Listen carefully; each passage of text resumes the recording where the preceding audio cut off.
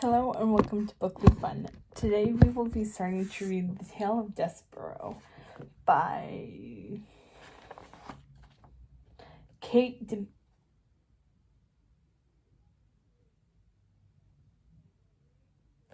this is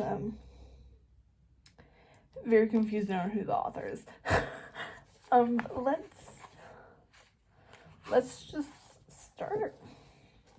And yes, this is very old, so it's mainly for me doing this a lot when I was younger to it. Chapter 1, The Rat.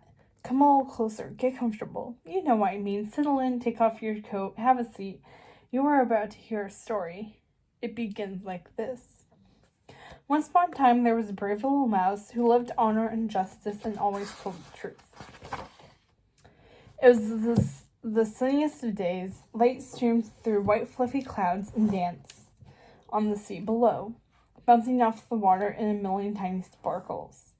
It was a quiet sort of day, the kind of day when all that could be heard was the lulling rush of waves and the cries of seagulls swooping down and skimming the water's surface.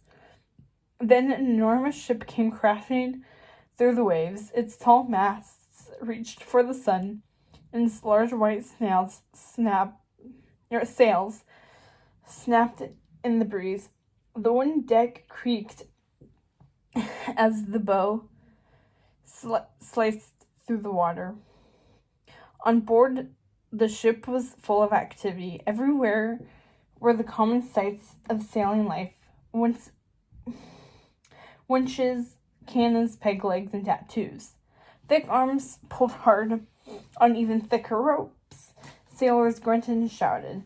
But if you looked very closely, you'd see something most unexpected. Amid the action, a small rodent lay fast asleep. Strangely, it was not lurking in some dark nook. Instead, it was basking in the bright sunlight, curled up on deck in plain sight. As the massive ship settled in after tacking, the creature awoke. It got up, stretched, and yawned. It raised its pointed snout toward the sun, letting the light wash over it, and took a deep breath of salty air. Then it looked around as if searching for someone. The crew was just beginning to relax. Men grabbed a seat on barrels or huge coils of rope. Some lit their pipes. One played the penny whistle, and its tune wafted out over the deck, while the waves rocked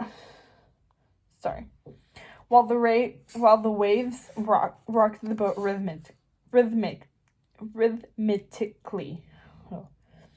The creature ran across the deck toward the sailors. It boldly approached a man who sat whittling a small figure. Even more shocking, the brazen little rodent was soon settled comfortably upon a man's shoulder. "Tell me that thing again," said into the sailor's ear. "Please." The sailor, whose name was Pietro, smiled warmly at the all too familiar request. "Oh, come on, Roscuro." "Ah," you must be thinking, "Roscuro must be the brave little mouse." No, that's not him. That's a rat. And anyone who knows anything knows there's a big difference between a mouse and a rat. First of all, rats hate the light. They spend their lives in darkness. They're also terrified of people, which is why they slink and cower all the time. As far as telling the truth is concerned, well, that's impossible because, as everyone knows, a rat can't talk. And yet, just once, I promise, Roscuro said, leaning forward. "Tell me one more time, and I won't ask you ever again. I swear." Pietro sighed. Fine. We are headed to Dor, one of the most magical places in the whole world." "No, that's not what you said before." Roscuro shaking his head. "You know, every place has something special. That is what I said." "No, it is not," Roscuro insisted. "Remember what you said? It was so great." Roscuro stood up straight as if making a pronouncement. Every place we go has something special about it, and in Dor, it's the soup. See, you know it. Yeah, but not like you do. Come on, not just any soup, Roscuro continued dramatically. Amazing soup, incredible soup. In fact, after you taste one spoonful, you will never want to have any other soup again for the rest of your life. So what do you need me for? Pietro asked, amused. Roscuro sighed in frustration. He was just about to protest Pietro's infuriating stubbornness when a joyful voice called out, "Land ho!" The boat creaked and turned. The sailors jumped to attention and hurried about the deck. At once, Roscuro jumped off.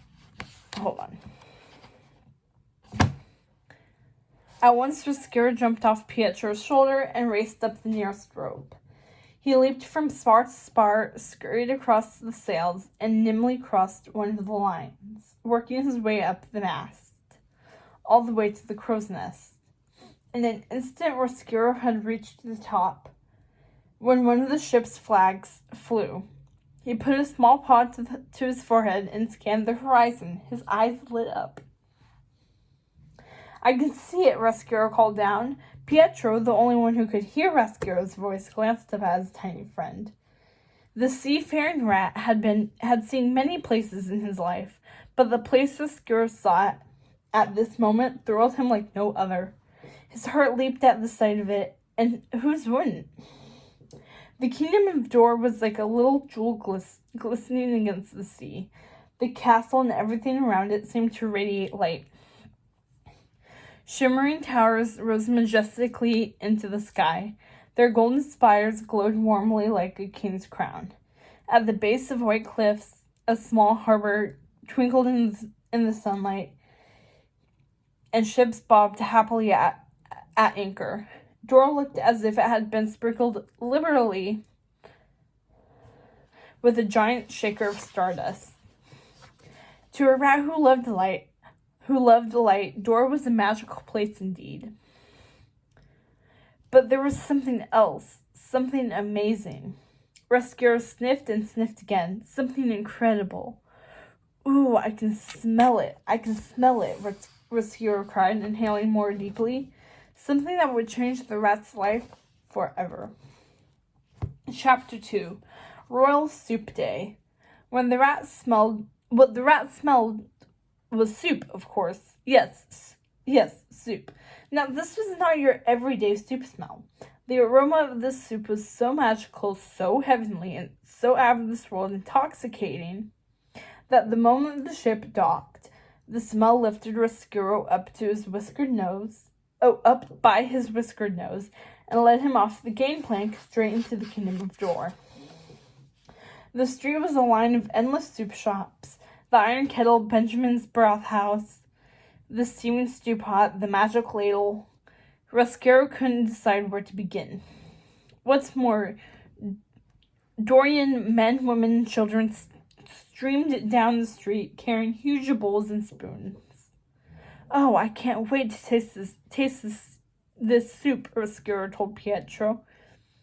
He was perched upon Pietro's shoulder and peering eagerly into the shop windows. But to the rat's confusion, the soup shops were all closing early. Why today of all days? Roscuro wondered, devastated. "Just stay close," warned Pietro. "We leave at 6. "We ought to think about staying here a little longer," Roscuro suggested. "Don't even think about it. Remember Shanghai?" Pietro reminded him.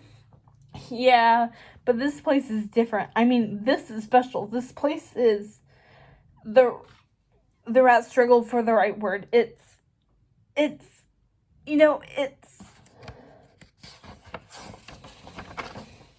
strange? Well, maybe a little, but it certainly smelled good to Roscuro. On any given day, just a whiff from one of the soup shops was almost like having a full meal. But on one very special day every year, the kingdom of Dor was transformed. As if by fate, Roscuro and Pietro happened to visit Dor on that very day, although they didn't know it yet. Not yet. All they knew at that moment was that they wanted soup. So when another shop owner flipped an open sign to closed, and hurried in the same direction as the others, Pietro and Roscuro followed close behind.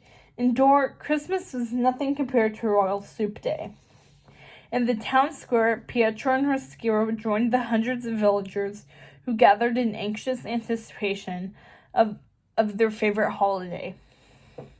Roscuro was delighted by what he saw. Towers of bowls and spoons teetered upon tables. A soup kettle band performed classic soup songs.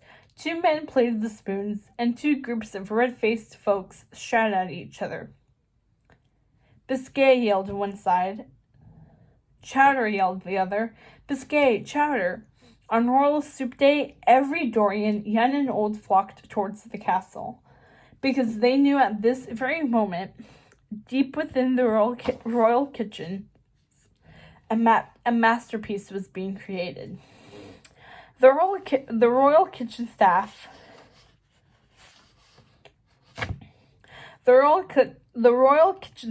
could hear the crowd outside their window growing louder and more restless, but there was no time to peek at the spectacle.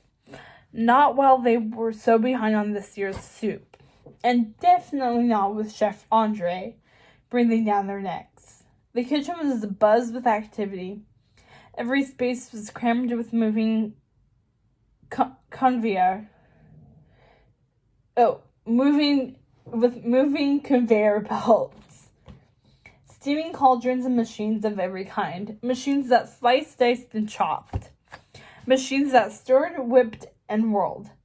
Olive pitters, seed pluckers, eggplant peelers, turnip sorters, and even a special flame-throwing machine used solely for charring the skins of bell peppers. In the center of this madness stood Chef Andre, overseeing each and every step. More onions, he ordered, shaking his head in dissatisfaction. How many times do I have to say it? His nervous crew scurried. More onions, more onions, more onions, they repeated. Everyone knew Chef Andre was a genius, but they were reminded of it on the first Sunday of every spring at exactly 12 noon. He would unveil that year's special creation. Until then, the Dorian mob jammed the town square, waiting for the king to make his announcement. And as the aroma began to build, they speculated as to the contents of this year's masterpiece. The suspense was killing them, but in many ways, it was also their favorite part. Come on, me lovelies, place your bets. A bookie called to the crowd. Biscay 3-1, broth 5-1, seafood chowder a long shot at 25-1. This year seemed more tense than ever, on account of the scrumptious scent wafting out of the castle. When Roscuro got his first whiff of the aroma, he could think of nothing else. Where was the soup, he kept wondering. And so everyone else, when at last they saw movement on the royal balcony. The king stepped out to a thunderous cheer. Next came the queen, and then the princess. Wow, whispered Roscuro, smitten. Princess Peace sparkled with light, from her shiny golden hair to her sequin dress that twinkled in the sun. The king raised his hands to quiet the crowd. Welcome, friends of soup, he greeted them. Now, the moment you've all been waiting for. Princess P, the envelope, please. As the king took the envelope from his daughter, he could practically hear hundreds of stomachs growling. Everyone smacked their lips with anticipation. It is my pleasure, said the king, to announce this year's royal creation from the kitchen of Chef Andre. Chapter 3, The Chef's Secret. In the royal kitchen, all was still. The staff held their breath and crossed their fingers behind their backs. Andre was about to taste this year's royal soup. The chef brought the spoon to his lips. He rolled the broth around in his mouth, and then with difficulty he swallowed. No, Andre exploded. Something's wrong. I need more time. But we're late already, said panicked sous chef. As if on cue, a loud ovation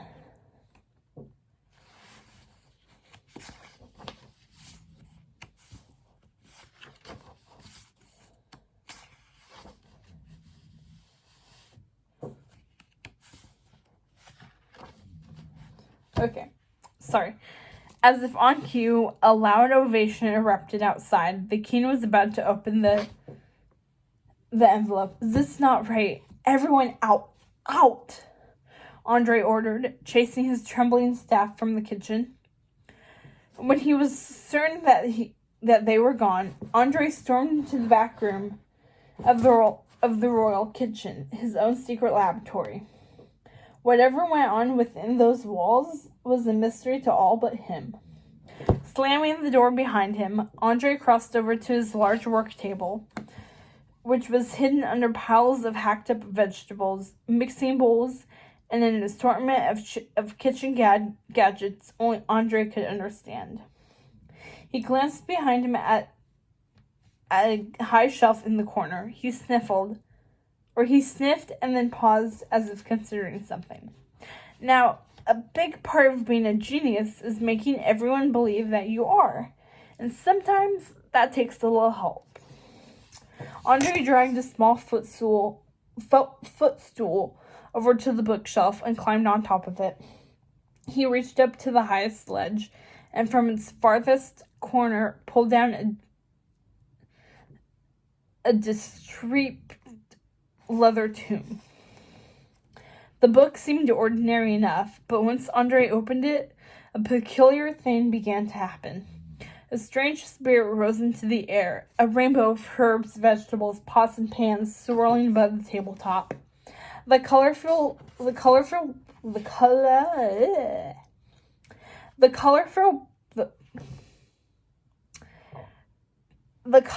pieces fit together to form a hovering figure made of food and kitchen utensils. There are all kinds of genies. Some are in lamps, some are in bottles, but what else would live inside a cookbook but a soup genie? The genie, whose name was Baldo, grinned at the angry chef below him. You changed something, Andre accused him. You're crazy. I did not touch it, said Baldo. I can smell it, Andre inspected the genie. From lettuce hair to tomato cheeks to string bean fingers. What's this? What? What? Baldo asked instantly. This, Andre said, plucking a garlic clove from Baldo's chest. Ouch, cried Baldo. Garlic, Andre repeated. Baldo shrugged. Yeah, there's a little garlic. It was already there. No, said Andre. Yes, said Baldo. No, yes. Not this much, said Andre. He pulled a string of garlic from Baldo's waist. You ruined my soup. I saved your soup. Those people wait a whole year and you want to give them this dishwater? Said Baldo. Dishwater. Dishwater? Dishwater? Andre roared. He yanked a large onion from Baldo's face. Ow, cut it out, Baldo whined. Meanwhile, in the town square, the king opened the envelope, and this year's soup, he read, oblivious to the chaos in the kitchen, is a spring tureen of fresh herbs, russet vegetables, and wild mushrooms. A huge cheer erupted from the crowd, At last, the soup was ready. But Roscuro could wait no longer. Hypnotized by the soup's aroma, he jumped off Pietro's shoulder and scurried up the castle walls. At the door to Andre's private room, the sous chefs listened as the argument raged on. I don't have to stand here and listen to a big talking garbage can, Andre snarled. Ha! And I don't have to listen to a coward, yelled Boldo. Coward? Yes, a coward. Call me a coward? Yes. Andre ripped another clove of garlic from Boldo. Enraged, the soup genie pulled a tomato off his own ear and threw it at the chef, hitting Andre square in the apron. Splat! Andre picked up the rolling pin and sent it flying at Boldo. Boldo grabbed an onion from his chest. A stone bowls, spoons, and pans flew across the room in every direction. Bottles smashed against the walls. The floor was quickly covered in crushed produce, broken glass, and gadgets. Ripped cookbooks lay everywhere. Amid the wreckage, Andre fumed. He picked up the last unbroken object, a bottle of wine, and hurled it with all his strength at Boldo. The bottle shot like a bullet straight for the genie's head. Boldo ducked. The bottle sailed right past him and landed splash in the cauldron of finished soup. The soup that every Dorian, including the royal family, was demanding at that very minute.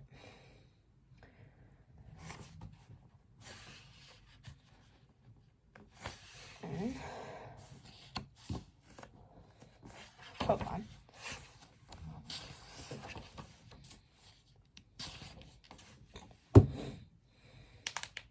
Andre and Boldo looked at each other in horror. Uh-oh, said Boldo. The two approached the pot slowly. Oh, no, Andre moaned. This was a problem, a royal disaster. The soup was surely ruined. What was the royal soup day without soup?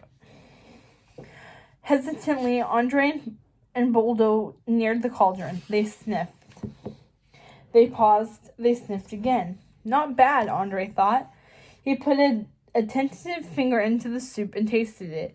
His eyes widened. Boldo dipped a string bean finger and tried it as well. Pretty good, he thought.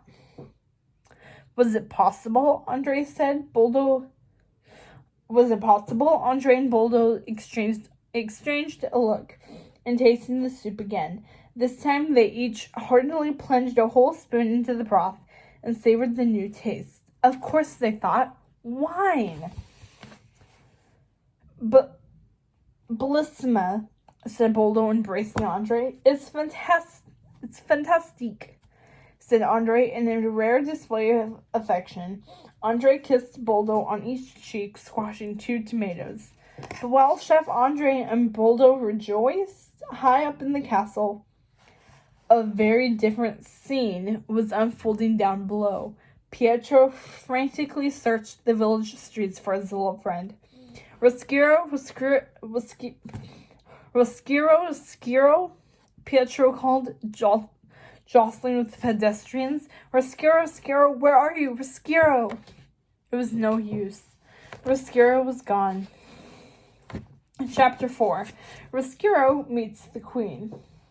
So, how do you find a rat half mad with a desire for soup? You follow your nose. While Pietro was combing every nook and cranny of the village, Roscuro was clinging to the castle ballroom's chandelier. Why, you ask? Because below him, the royal soup was about to be served for the first time. Roscuro waited, salivating. Far beneath him, a long candlelit table...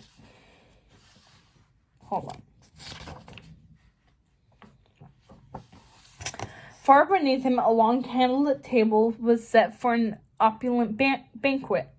The king sat briefly with the queen and princess at either side, at the end of the crowded table. They too were waiting. All eyed the royal kitchens door, eager to see their genius chef come through with his latest creation.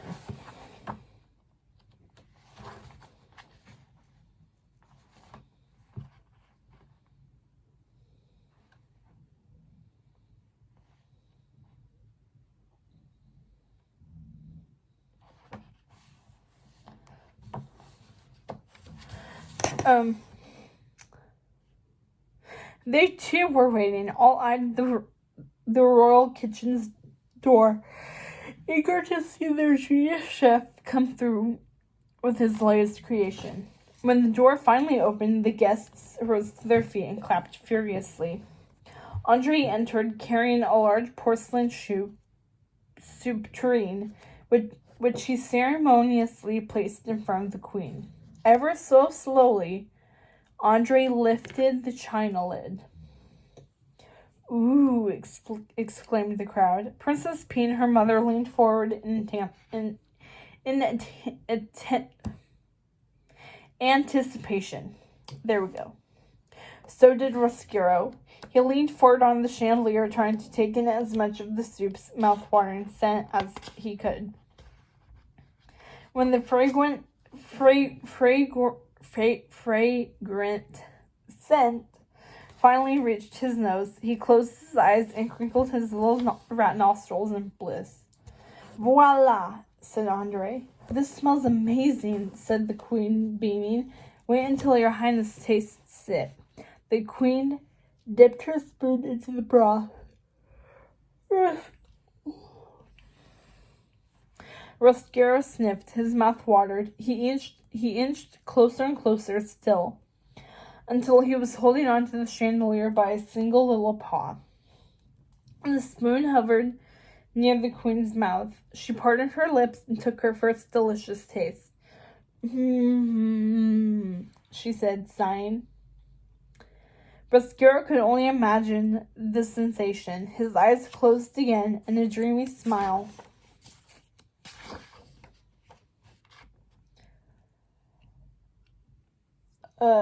lit up his face as he imagined the unique blend of tastes.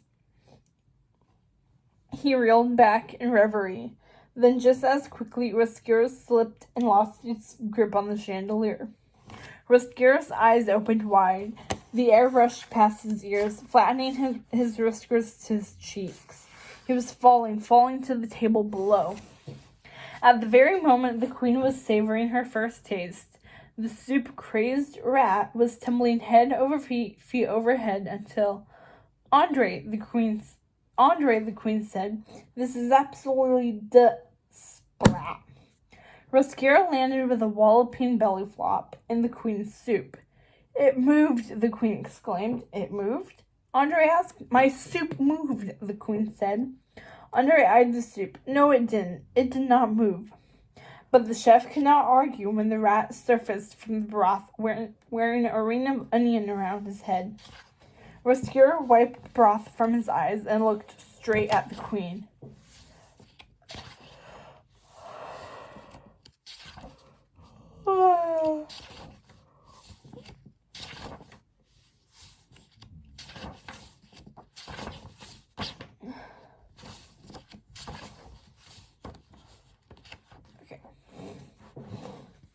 "Oh, your highness," the rat greeted her. "Ah!" squealed the queen. "Darling," said her husband.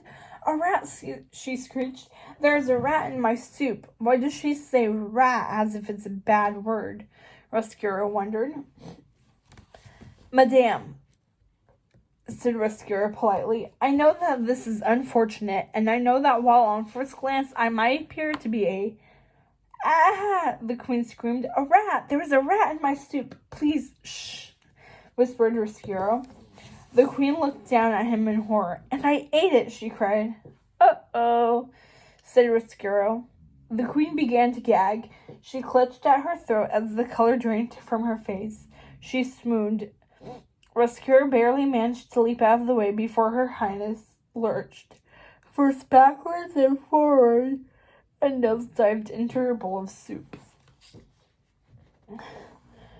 The shocked party did not know were to look at first. At their Royal Highness face down in her vegetable soup, dead, or at the drenched rat who had just sprung onto the linen tablecloth. "She's right," yelled the king, pointing at the exposed Rescuro. "It's a rat." "Ah, it's a rat," squealed Princess P, and then seeing her mother,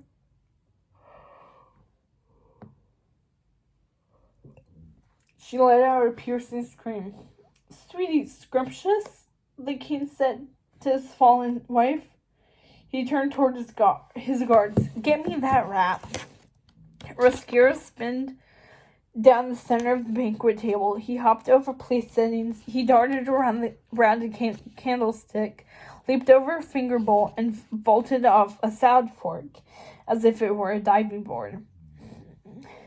"Now I really believe you are jumping to conclusions," Rescuro tried to explain breathlessly, hurling over the centerpiece, "and I am sure other rats you have met might have caused you to create a stereotype. I'm not really from around here." "Oh." A large steak knife missed his hand by an inch. "Oh, that is very aggressive," he cried. At the end of the table, Rescuro slid down the tablecloth as if it were the rigging of its ship. He scurried across the floor. "The kitchen," Andre shouted to the guards. He's going into the kitchen." Rescuro fled through the kitchen door as a dozen armored men scrambled after him.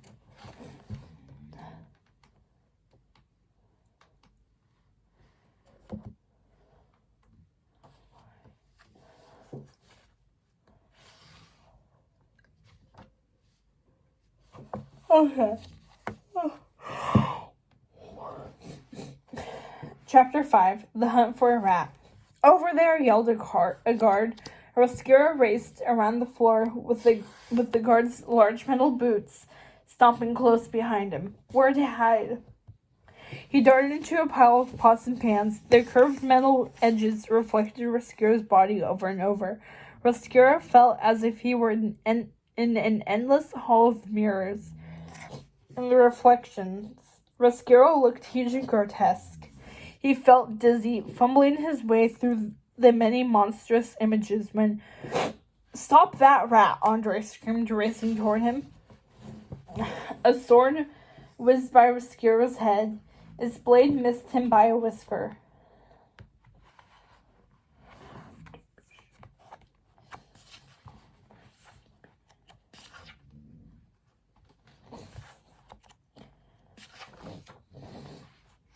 Okay. A sword whizzed by Rescuro's head. Its blade missed him by a whisker. Pots and pans tumbled to the floor. Swish, bang, crash. Rescuro bounded off the edge of the shelf and into a metal mixing bowl. He slid down its sloped interior and up to the other side and hurtled through the air again. Oof, Rescuro landed on a table near a pile of vegetables.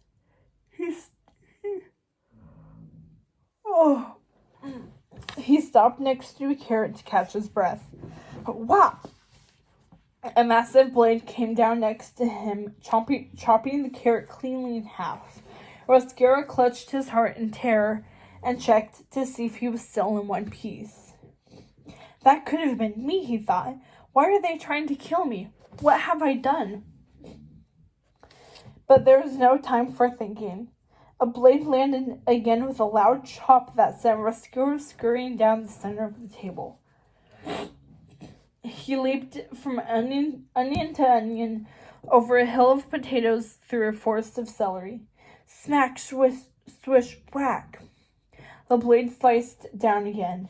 Rescuro spotted some sausage links hanging from a rack. He grabbed for one and swung from salami to salami with the clanking metal of the guards ringing in his ears. He's going near the soup, yelled Andre. There's a rat loose in my kitchen. Rescuro was almost out of sausages. He pounced onto a whisk dangling from a hook. Rescuro parted the wires and slipped inside.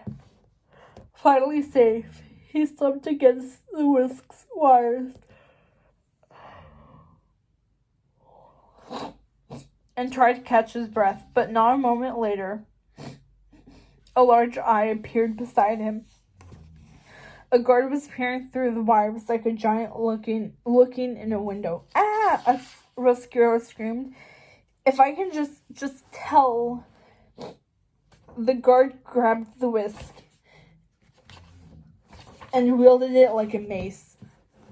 Rescuro went upside down, as if on some twisted carnival ride, and flew from the whisk. He sailed through the air and landed on the guard's metal boot.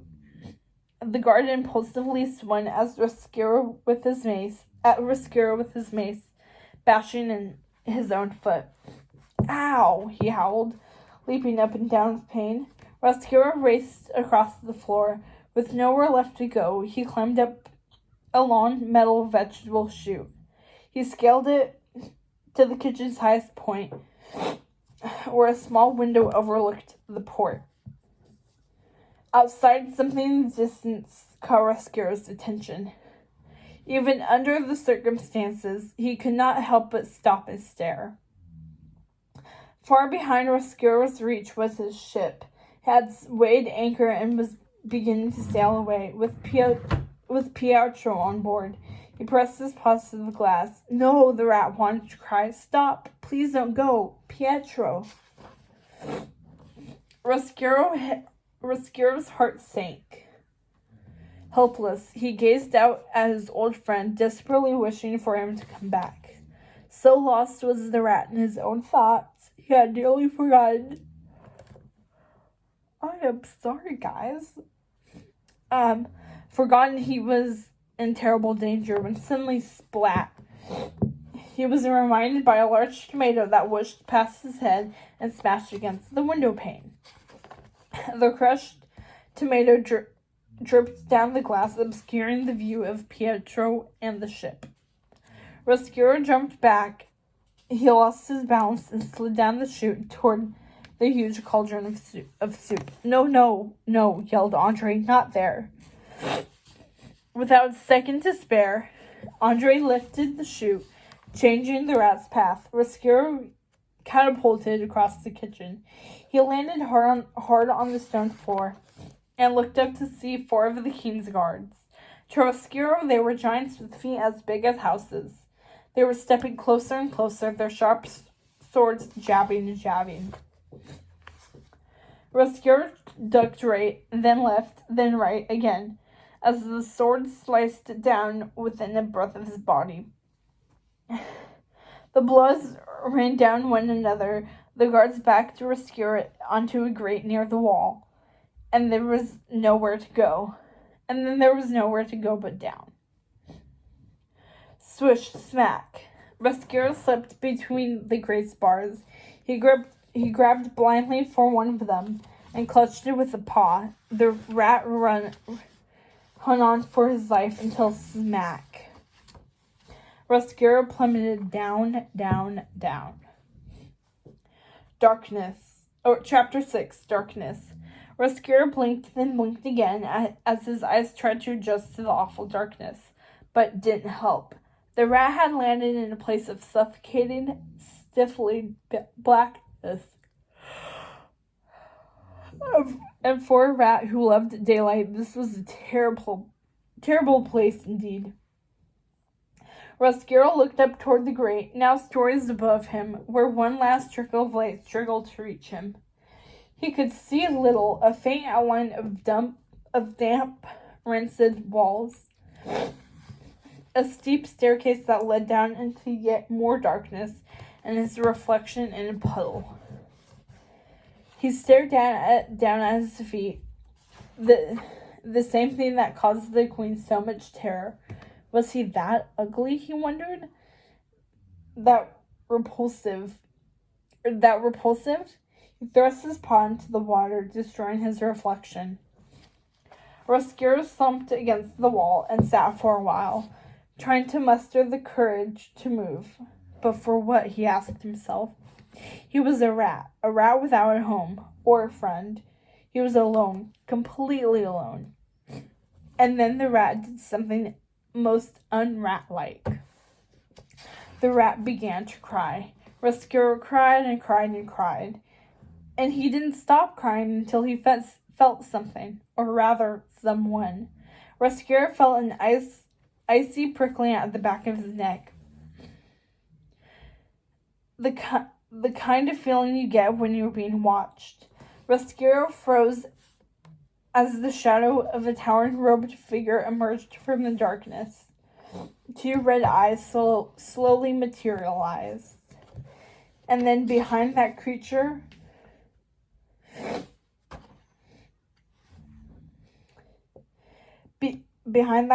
more eyes. Roscuro squeaked and hid behind his paws. You don't need to be afraid, the creature said, slinking from the shadows and into the gray light. It had the face of a rodent, but was much, much taller. With long, gangly arms and finger-like claws. I know it's dark, the creature soothed, but you'll get used to it. Who are you? Roscuro asked, blinking.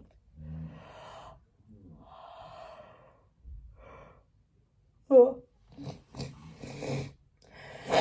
The grotesque face inched closer. It was horrid, gnarled and fanged with sunken eyes. And just a rat like you, he said. His name was Botticelli, and he was the most frightening rat Roscuro had ever seen. Come with me, Botticelli said, with a creepy smile. Botticelli draped one arm around the small rat's shoulders. Roscuro rose slowly and let the stranger lead him deeper into the dungeon. So, I'm pretty sure that is the end of Roscuro's journey so far. I mean, I haven't read this in years. So, but before we move on to chapter 7, I just want to show the illustration that is provided from the movie, because this book is also a movie. So yeah, this is Roscuro.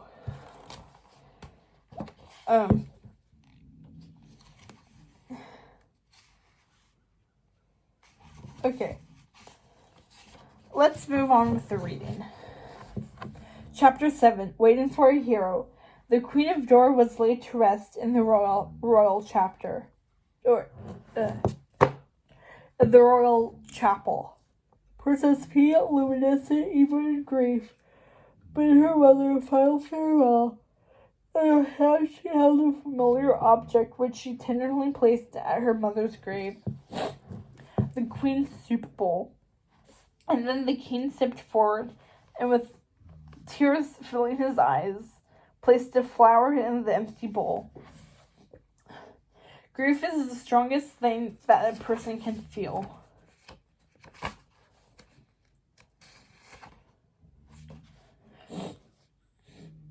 You don't feel it often, but when you do, and death can feel so unfair, as if someone has taken something from you, as if it's been stolen. When something hurts this much, there must be a reason. There must be someone to blame. A hurt king looking to blame someone can be a dangerous person. His wife's body had no sooner been laid to rest than the king sat down in his chambers to write and to punish. The village crier read the king's proclamation in the town square. From this moment on, soup, the making of soup, the selling of soup, or the eating of soup is hereby outlawed in the kingdom of Dor. Rats are to be considered illegal as well, and are hereby deemed unlawful creatures in the kingdom of Dor. From this moment on, anyone harboring sheltering, or possessing a rat in any way shall face the full wrath of the law.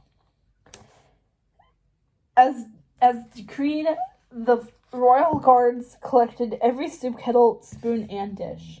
They even confiscated the dog's bowls. In the royal kitchen, Andre's big soup pot was covered up. In shops and homes, rats were chased and hunted. And in his chambers, the king played the same sad, wailing notes on his guitar over and over. So think about this. What happens when something that is just a natural part of the world is suddenly made illegal? You may as well make flies illegal, or sweat, or Monday mornings, but that's what the king did, out of a terrible sadness. Dor's once vibrant village was now silent, its town square empty, soup kettles piled up in the gutters along the entire length of the street. Sunlight left, and the world went gray. Colors faded into one another, and dark clouds filled the sky. And for a long time it wouldn't rain. The clouds just stayed and stayed and stayed. In her bedroom, Princess P stared out across the bleak landscape. Louise, her maid,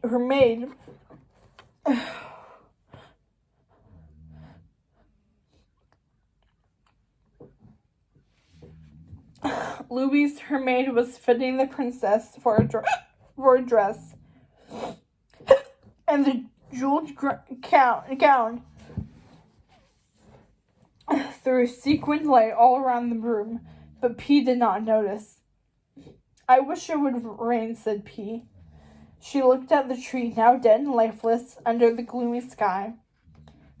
Summer, fall, winter, spring, gray rained all year.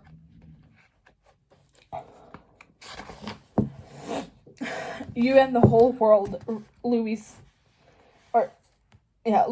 replied, accidentally sticking P with a needle. "Ow," said P, wincing.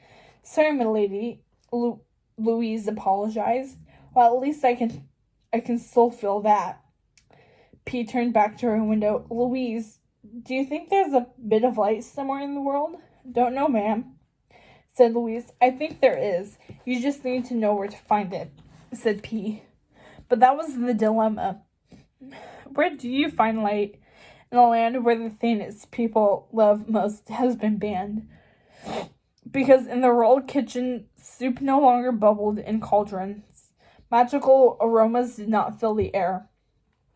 Every ingredient was stored away and every pot neatly stacked. What was once a happy mess was now tidy and sterile. The bustling kitchen staff had dwindled to one member. Andre, depressed and alone, sat at his table, idly spinning a Dorian shilling. On the third spin, he accidentally flicked the small shilling onto the floor, but the chef made no movement to get it. He just watched the coin roll to the corner of the room and disappear into a mouse hole. "Do you remember when we told you that once upon a time there was a brave little mouse?" Well, if you know anything about fairy tales, you know that a hero doesn't appear until the world really needs one. And with that, remember to like, subscribe, and comment.